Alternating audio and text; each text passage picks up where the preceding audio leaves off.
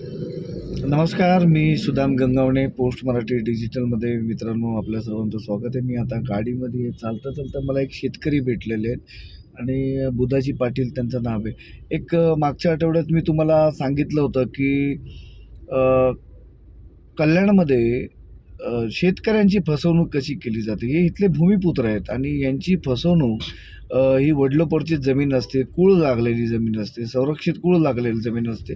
त्या कशा पद्धतीने इथले जे लोक आहेत, ते परप्रांतीय बिल्डर आहेत, ते त्यांची फसवणूक करतायत आणि त्यांनी मला ते सगळं सांगितलं आणि आता जाता जाता मला ते भेटले.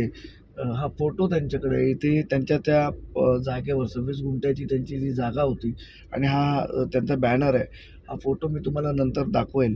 पण मग ह्याच्यामध्ये महानगरपालिकेने आणि संबंधित जे तहसील विभागातील असतील अधिकारी, प्रांत विभागातील जे अधिकारी असतील, त्यांनी खातरजमा न करता ह्यांचा जो अधिकार आहे तो डावलून तिथे जो त्याची पॉवर ऑफ अटर्नी घेतली होती कोण, ते आता हेच सांगतील. तुमच्या बाबतीत काय घडलं, काय थोडंसं सांगा जरा. आमच्या बाबतीत असं 2017ला मी ऑब्जेक्शन घेतलं आणि 2012ला मनीष मुताच्या ऑफिसला होतो.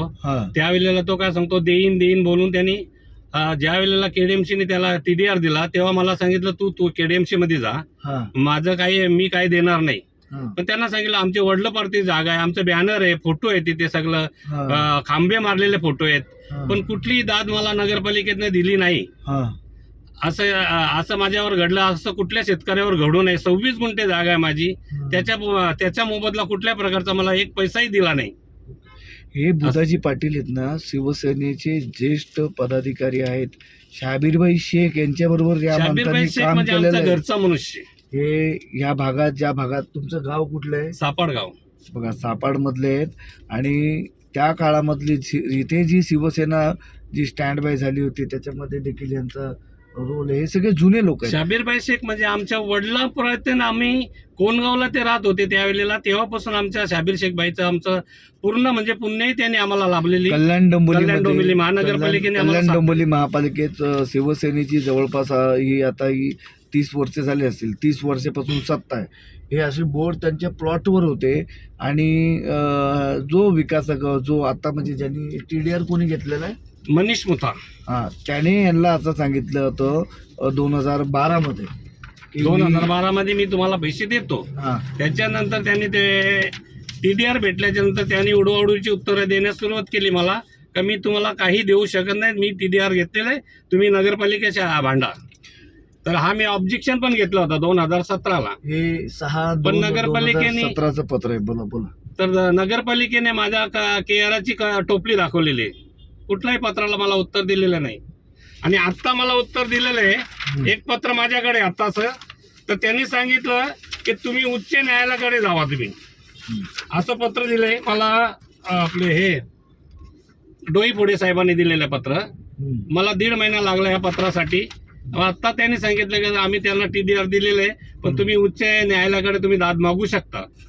हे पत्र जे आहे ते बघा, या माणसाचा संघर्ष 2012 पासून सुरू आहे आणि हे पत्र 11/11/2025चं पत्र आहे. हे जे पत्र आहे हे कल्याण डोंबिवली महानगरपालिकेने दिलेलं पत्र आहे आणि याच्यामध्ये इथे ADTPची सही आहे.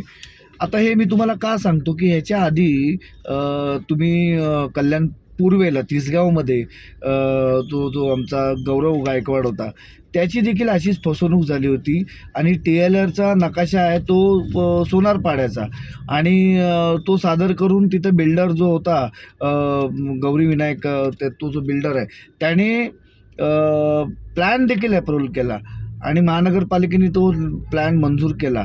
TLRचे बोगस नकाशे असताना, त्याचे नंबर बोगस असताना, तर अशा पद्धतीने इथल्या शेतकऱ्यांची फसवणूक होते. आणि आता हे जे प्रकरण आहे हे त्यांनी आपल्याला दिलेलं आहे. त्यांनी सांगितलं की त्याच्यामध्ये मला मदत करा आणि मी नक्कीच त्यांना, यांच्या पाठीशी आम्ही खंबीरपणे उभे राहू. हे शेतकरी असतात, ह्यांच्या हक्काच्या जमिनी आहेत, ह्या जमिनीवर ह्यांचे बोर्ड देखील होते आणि ते बोर्ड ते काढून यांचा हक्क डावलून त्यांना हे असं बेघर केलं आणि आता ते रिक्षा चालवत आहेत. हे हाडाचे शिवसैनिक आहेत आणि अशी परिस्थिती इथल्या भूमिपुत्रांवर आणलेली आहेत. इथल्या बाहेरच्या परप्रांतीय लोकांनी गोड बोलून त्यांच्या जमिनी लाटलेल्या आहेत. पहिली शाखा शिवसेनेची म्हणजे आपली मोठी शाखा म्हणजे शिवाजी चौकात होती. हा. तिथे मोरे म्हणून होते शाखा प्रमुख. हम्म. त्यावेळेला मी तिथे हजेरी मारायला पण जातो. एवढा माझा हिंदुत्व म्हणून मी शिवसैनिक आहे. हम्म. लहानपणापासून आमच्या रक्तातच शिवसैनिक. आमच्या वडिलांना पण भरपूर सपोर्ट केला शाबीरभाई शेखनी. शाबीरभाई शेख पण आमच्या घरी यायचे. आज चांगले संबंध आणि त्यावेळी उत्कृष्ट असं आमच्यासाठी काम केलं. आजला ते असते तर आमच्यावर ही पाली आली नसती. आता काय करता तुम्ही? आता रिक्षा चालवतो मी. रिक्षा चालवता. हो. किती मुलं तुम्हाला?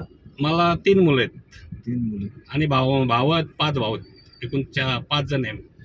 बुधाजी पाटील आता कुटुंबाचा उदरनिर्वाह चालावा म्हणून रिक्षा चालवत आहेत आणि बघा शिवसेनेची सत्ता असताना या महानगरपालिकेत अशा भूमिपुत्रांवर असा अन्याय होतोय. मित्रांनो, हा व्हिडिओ तुम्हाला कसा वाटला? ह्या संपूर्ण प्रकरणाचा आपण स्वतः कागदोपत्री पाठपुरावा करणार आहेत आणि संबंधित विभागाकडे याची माहिती देखील आपण घेणार आहे आणि ह्यांना यांचा जो हक्क आहे तो मिळवून देणार आहे. जय महाराष्ट्र.